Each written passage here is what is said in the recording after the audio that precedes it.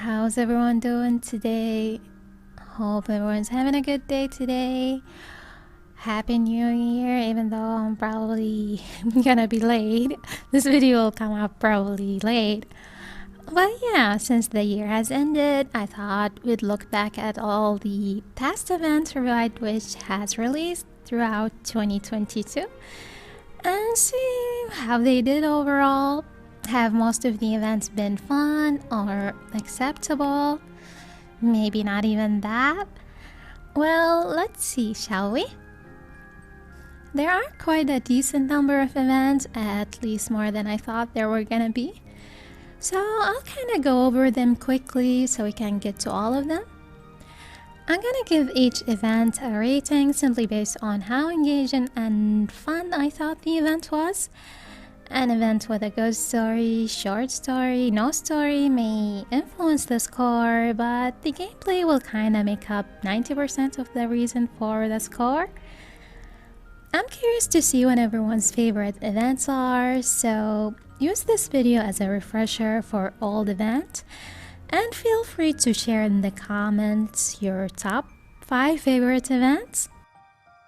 I'm starting the list with 2021's events because there's only 2 of them due to Revived Witch launching near the end of the year, and both of those events get a rerun in 2022, so it makes sense to include them in this list. So let's start.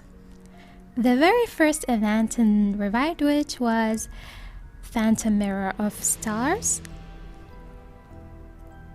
Despite this event being one of the early ones, it holds up well. Both the story and gameplay were good, especially the story. It was kind of an introduction story for several characters.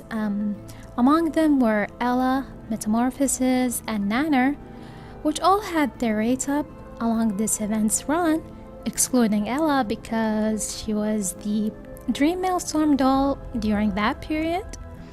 So the rates up doll were relevant to the story, not randoms.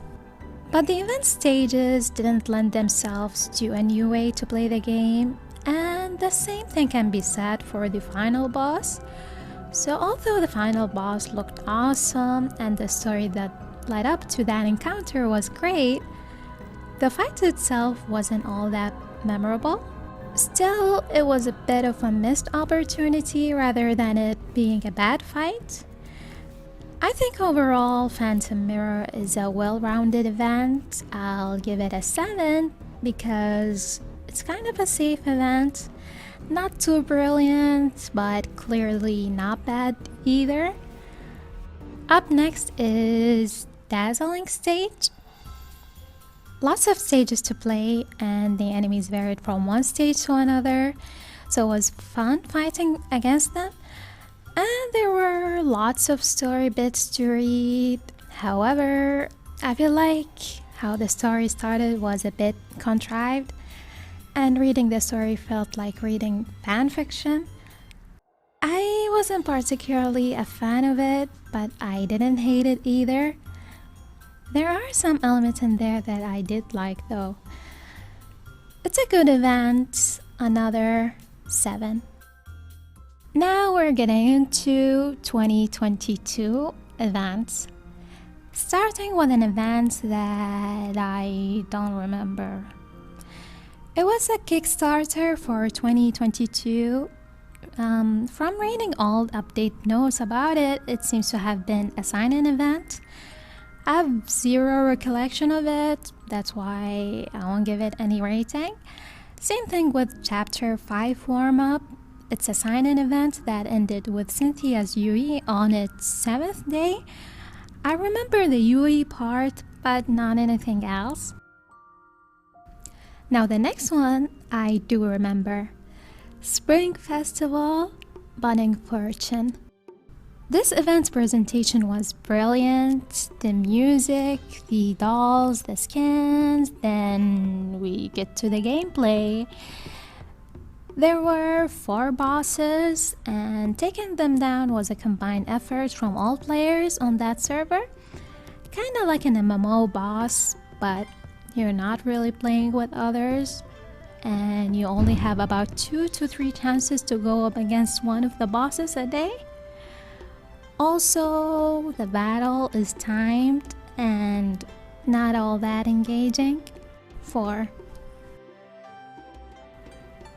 The event that followed that is Journey to Lunia.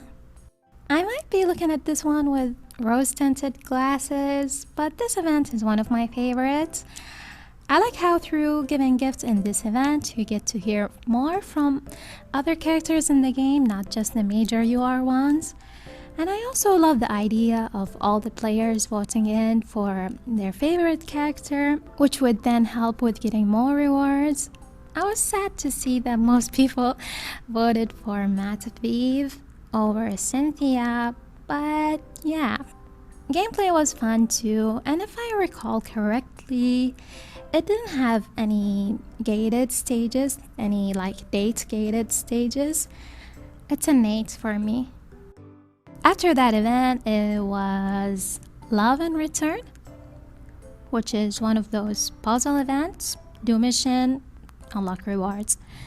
There are no event stages, no story, not even a shop or any drop items to exchange.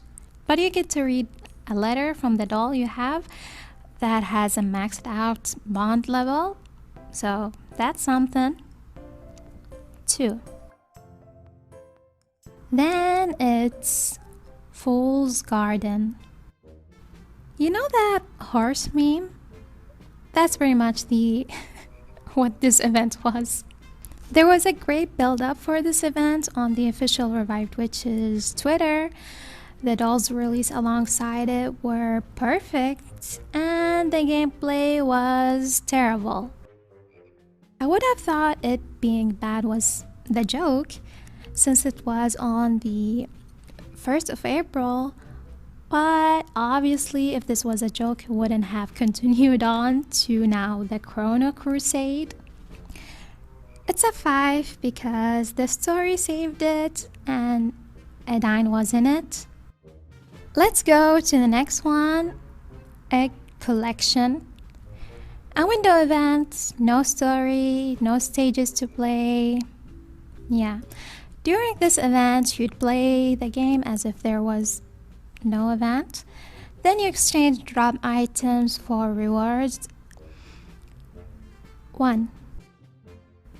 Isle Adventure. I've made a review video about this event and then went over it again when reviewing a similarly themed summer event. If you haven't seen it, I'll link it. But yeah, I've spoken about this event extensively. It's a great event. It has flaws here and there, but overall, it's a 9. From one of the best events in the game, we now go to Secret Stroll / Secret Wishes. And so it continues the slippery slope into mediocrity of events. It's another window event. There's a story with this event, if you can call it that. It's exactly 6 lines of dialogue. Yeah, 1. Next is Lucky Divination.